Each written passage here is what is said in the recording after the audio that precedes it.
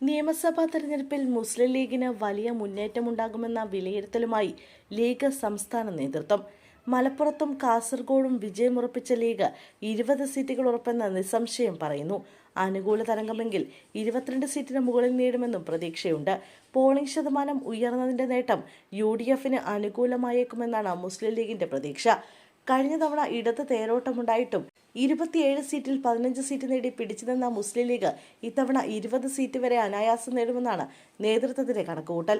UDF തരംഗമുണ്ടായാൽ 22ന് മുകളിലേക്കാകും seat നില. League കോട്ടയായ Malappuram ജില്ലയിൽ party മത്സരിക്കുന്ന 12 സീറ്റിലും വിജയമുറപ്പെന്നാണ് ലീഗ് സംസ്ഥാന നേതൃത്വം വിലയിരുത്തുന്നത്. കാസർഗോഡ് ജില്ലയിൽ പാർട്ടി മത്സരിക്കുന്ന 2 സീറ്റിൽ വിജയമുറപ്പിച്ചിട്ടുണ്ട്. കോഴിക്കോട് ജില്ലയിൽ വലിയ അട്ടിമറി ഉണ്ടാകുമെന്നും നേതൃത്വം വിലയിരുത്തുന്നു.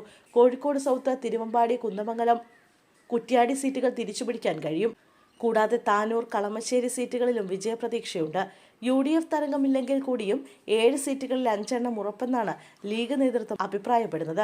പേരാമ്പ്രയിലും ഗുരുവായൂരിലും കൂത്തുപറമ്പിലും കനത്ത പോരാട്ടം നടത്തുന്നതായാണ് നേതൃത്വം വിലയിരുത്തുന്നത്. ചേലക്കരയിലും പുനലൂരിലും അട്ടിമറി സാധ്യതയില്ല എന്നാണ് ലീഗിന്റെ കണക്കുകൂട്ടൽ. ജില്ലാ കമ്മിറ്റികളിൽ നിന്ന് ലഭിച്ച ബൂത്ത് തല കണക്കുകൾ പരിശോധിച്ചതിന്റെ അടിസ്ഥാനത്തിലാണ് ലീഗിന്റെ ഈ വിലയിരുത്തൽ.